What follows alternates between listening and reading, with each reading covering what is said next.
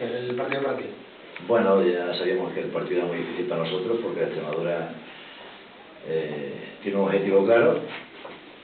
ha salido prácticamente con todo desde el principio y nosotros hemos aguantado bien durante la primera parte, a pesar de que el Extremadura tuvo ocasiones, pero estábamos bien colocados, bien situados y la verdad es que el partido estaba controlado. Lo que ocurre es que al salir en la segunda parte, el primer gol en el primer minuto pues nos han descolocado y prácticamente en 5 minutos con los 2 goles se acabó el partido.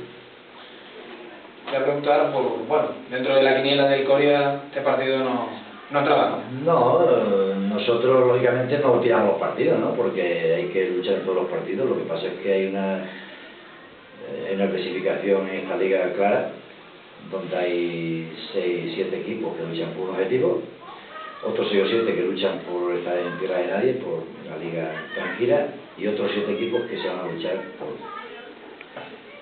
por 5 puestos como mínimo de descenso, porque vista la trayectoria de los equipos de segunda vez, esperemos que se salven, ojalá, pero todos los equipos de agua estamos pendientes de eso porque sabemos que cabe la posibilidad de que bajen en vez de 3, bajen 5 o incluso 6. ¿Has pensado durante el partido en algún momento que se podía cazar algo positivo, sobre todo cuando se ha ido al descanso con 3-0? Sabíamos que lo teníamos difícil, sabíamos que en el segundo tiempo había que seguir igual que al principio, intentando tener alguna opción, cosa difícil porque no nos han dado opción prácticamente, pero yo incluso he tenido un par de jugadores reservados porque no quería. Nosotros tenemos el domingo la final en casa con Val de la Calzada y sabemos que si podíamos conseguir algo bien y si no, pues nada, nosotros tenemos nuestros objetivos que son